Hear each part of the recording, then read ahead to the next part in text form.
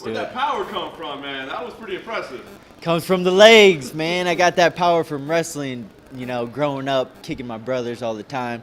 Finally, the coach at CSA, Kieran, was like, let that thing go. So it's what we've been working on, man, letting those kicks go, becoming a different fighter, more well-rounded fighter. That's what I displayed tonight. Yeah, he definitely did, man. You know, it's crazy because he blocked it, and still it knocked him down. So when he went down, did you know he was hurt? I mean, were you just going to establish position, or were you like, no, this is my time to finish?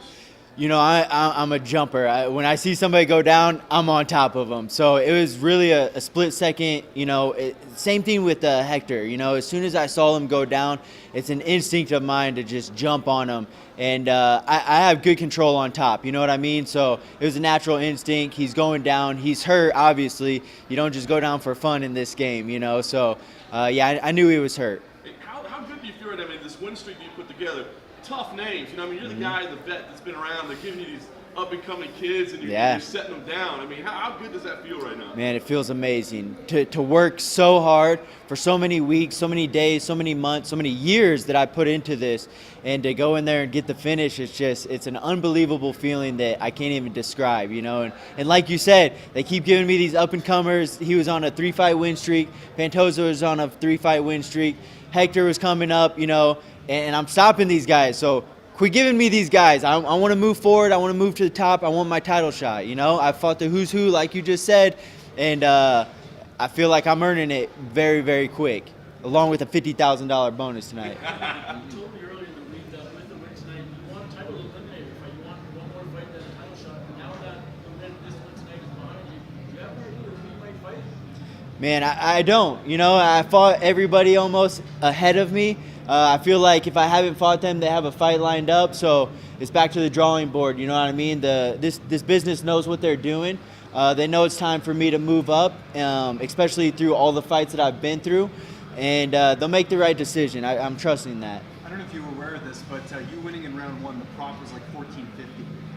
Which, so I don't know if any of your friends bet any money tonight or whatever, but just, you know, what does it feel like to be counted out, you know, all these times? You've been on this winning streak, you get a statement win here tonight. What's that mentality going into a fight like this? Oh, it just makes me hungry. You know what I mean? I've been the underdog my entire life. Even in elementary school, I was the underdog. You know what I mean? So I hope some people made some good money. I hope they slide a little my way. I'll do the same if I get the 50 G's, you know? So it doesn't relieve any pressure, to be honest. There's no like, oh, I'm the underdog, I have nothing to lose. You have so much to lose every fight. You know what I mean? When you made it to this stage, every fight is very important, and I take it as a huge setback when you lose. You know, everything freezes, and you go back, You know, you go back to the drawing board. You go back to back. You just move back. So to win in the first round, injury free, you know, I'm back at it. I'm gonna take just enough time to breathe because I just got out of a training camp and I'm back at it. I'm chopping on the daily. Yeah. What is it about Canada? You seem to perform really well here. Your last win in Toronto against Zach Rapopsky. Yeah. You love fighting here by the sounds of it. I do. I just wish they didn't take so much of my money when I make it here. I put on such a good show and then they do that to me. We're going to have to talk about that. But I actually kind of have the same haircut that I did with Zach. I was just thinking that before this. I love Canada, man. I keep coming back here, training with Yoni and other guys, you know. It's a little weird this time because it's not freezing cold and there's no snow, but we're going to have a good time tonight and this weekend and just enjoy what I do. How much of an asset is Yoni Sherbatov in your camp? We saw him in The Ultimate Fighter. You know, he had some bad luck, but he's still one of the top fighters in the world. You get to train with him a lot. I know you go up to Canada. How much of an asset is he for you? Man, he's opened my eyes to so many things, you know what I mean? He's a super underrated guy just like myself, small, quiet until you get to know him, and he's a super funny guy, and he just adds so much to my striking and the way that I train and my outlook, you know what I mean? I love to live in Nashville, but yet train in California between CSA and AKA, and then go up to Canada and train with him, and I think that's really what has evolved me as a person and as a fighter. So them bringing me up there and helping him helps me out as well, and we both gain from it, and I'm thankful for that. Dustin, you mentioned that you know how much a loss can set you back. Now you've won 3 straight. The first time winning 3 straight since you joined the UFC, actually. Mm-hmm. Is there anything you can point to that's kind of you know, contributing mainly to this consistency and success? Me. I'm pointing to me, man.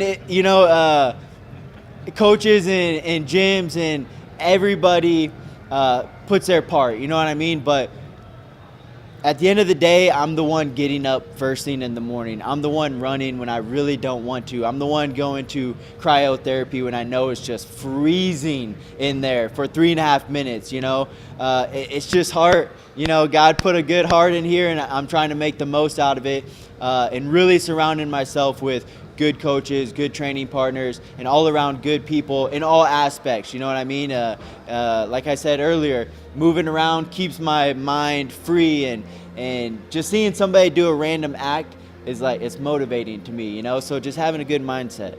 How are you celebrating tonight? Hopefully some good barbecue. I've been, watching videos on Instagram and Facebook of food, and I'm not a drinker, so I'm not going to be out drinking. I'm going to surround myself with people who came here to support me. Hopefully see some fans, take some pictures, sign some autographs, and eat, I don't eat too crazy all the time, but when I do, I truly enjoy it. Throw some chocolate chip cookies in there, a milkshake. Let's call it a night. Say again? Yeah. So, I get big, but, it's all muscle. Look at this. 15 seconds right here. What was it? First round right here, so. You tried the head kick a couple of times during the first round. Was a strategy coming up for this fight? Yeah, absolutely. Matheus is very precise with his boxing, and I knew that, and I've put myself in his position, and I was like, he thinks I'm going to come out here and try to wrestle him like I always do, and that's what I'm known for. So just mixing it up, throwing kicks, keeping distance. Not really.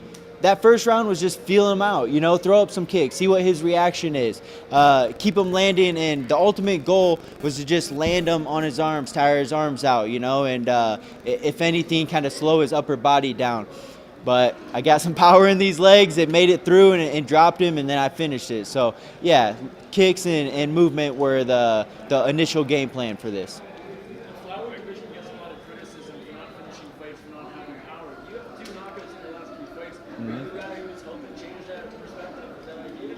Yeah, absolutely. I feel like back in the day, they were saying, I'm one of the lead guys, because I was at Tachi Palace and all those organizations coming up with a lot of the Joseph Benavidez's and Demetrius Johnsons, and I was like, wow, they put me in that category, that's amazing. So to really be that guy now, finishing guys, it doesn't happen, and like you said, it doesn't happen. I finished, I have finished other fights, and doing it in this fashion, I'm leading the pack right now. Do you think the flyweight division, maybe a couple years down the road, eventually gets as popular as the heavier weight classes? Gets as what? Popular?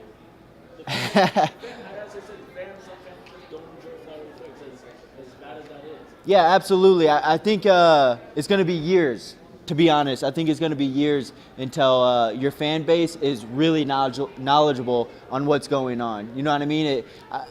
I wasn't around when boxing was first coming up, but I'm guessing that people are like, what is this? They're just punching each other, and then footwork came into it, and then people are like, oh wow, there's something going on here that's really cool, but anytime soon, I don't think so. I don't, even with these knockouts going on, the flyweights usually last 15 minutes, and people, they're impatient these days. They just on their Instagram scrolling, and if a fight goes longer than that, then they're scrolling to the next one.